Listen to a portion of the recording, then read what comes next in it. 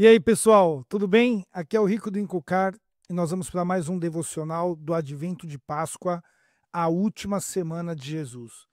Esse devocional é referente ao dia 12.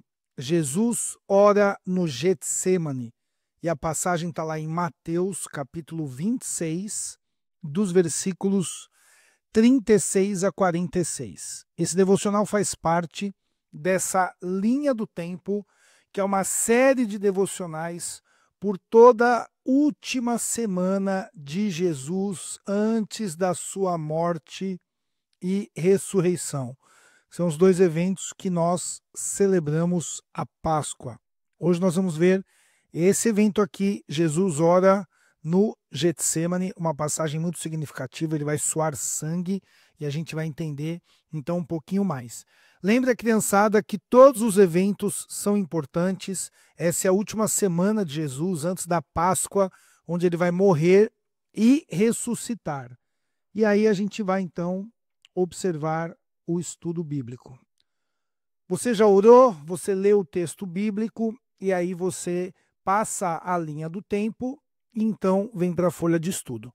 Vamos dar uma olhadinha lá no texto bíblico, que essa é uma passagem muito conhecida, onde Jesus vai ali para o Getsêmani e ele vai ter um tempo a sós com Deus. E nesse tempo a sós vai acontecer algo muito interessante.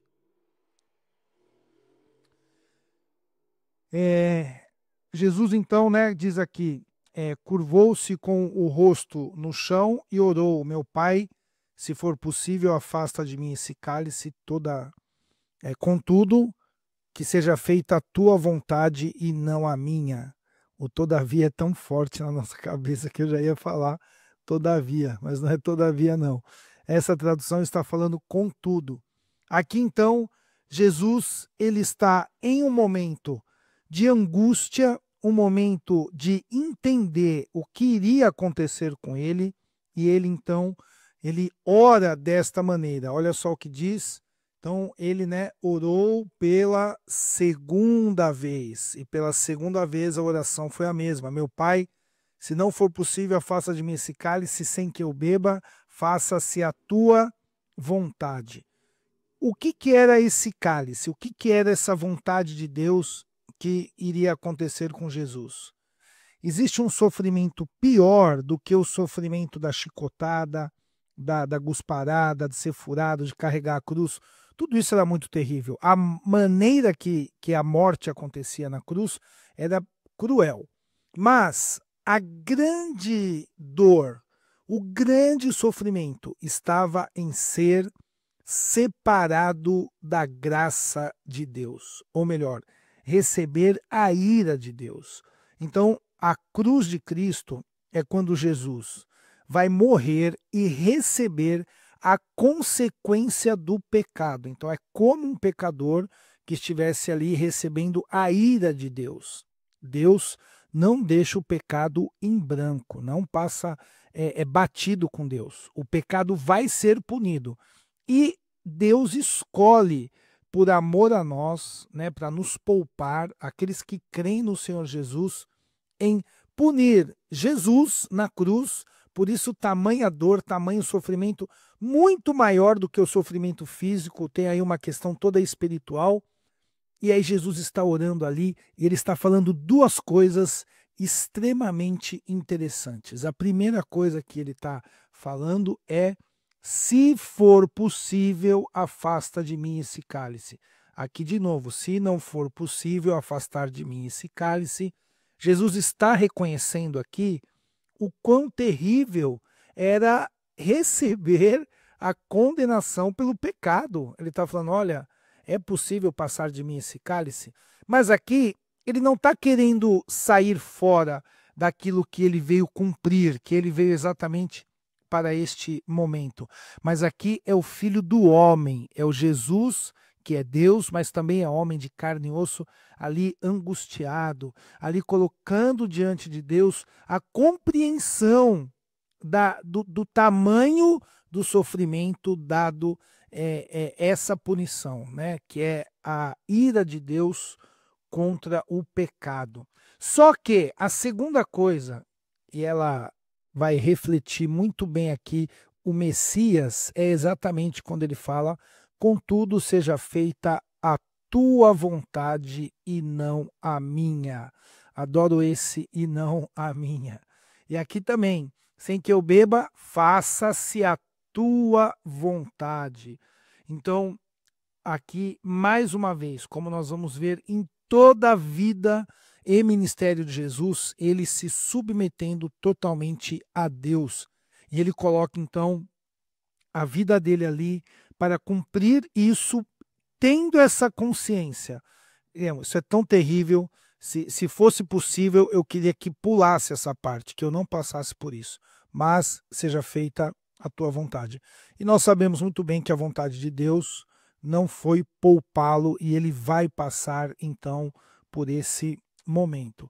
Lembra que para as crianças menores você pode ler a versão NTLH, que é muito boa e ajuda, né, a criançada a ter uma compreensão um pouquinho melhor.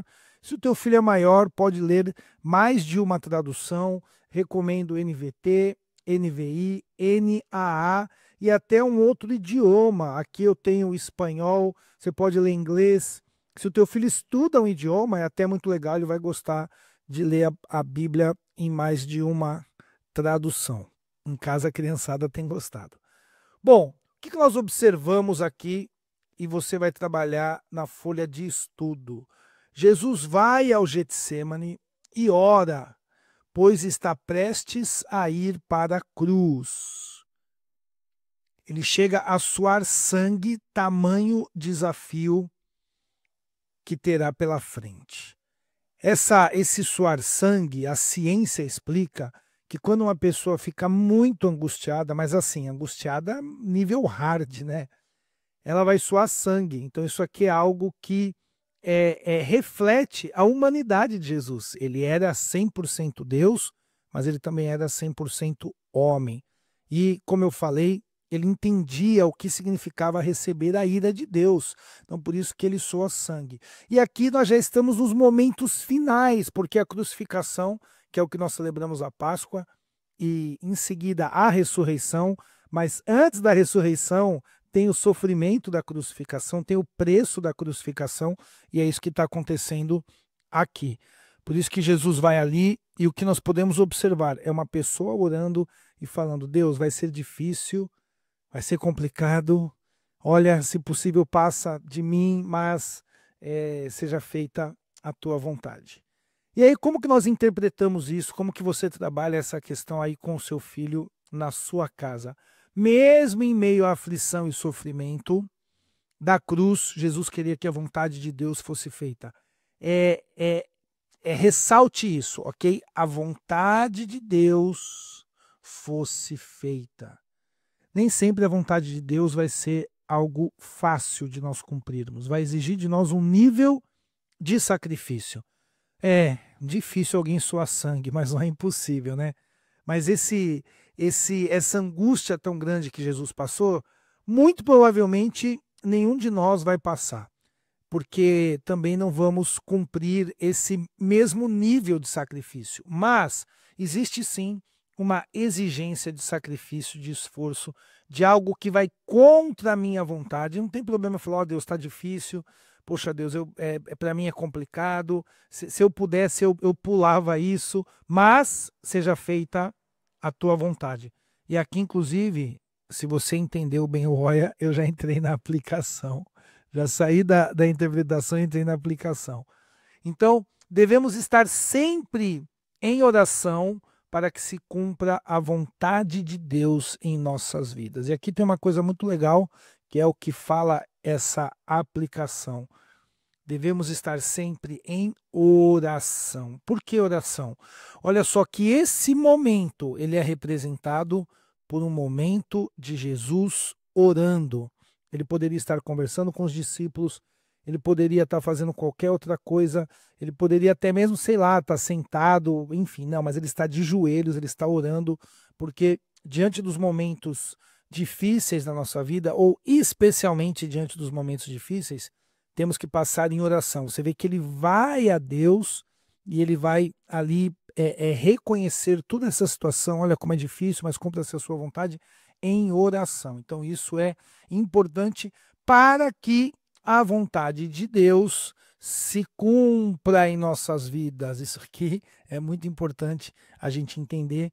E aí você vai fazer do devocional único nesse momento. Quais são as questões que exigem um sacrifício muito grande aí do seu filho? Ajude ele a lidar com isso em oração e mostrando que sim, existe um nível de sacrifício para cumprir a vontade de Deus. Somos salvos por aquilo que Jesus fez. Tamanho aqui o sofrimento dele nós vimos. A seriedade, né, do que aconteceu ali na cruz. Mas isso que nós recebemos de benefício, uma vez que somos salvos, seguramente teremos sacrifícios para cumprir a vontade de Deus em nossas vidas. É isso aí, Deus te abençoe. Lembre que não é só um momento devocional, é Deus usando a sua vida para restaurar a imagem dele na vida dos seus filhos. Deus abençoe, paz do Senhor, tchau, tchau.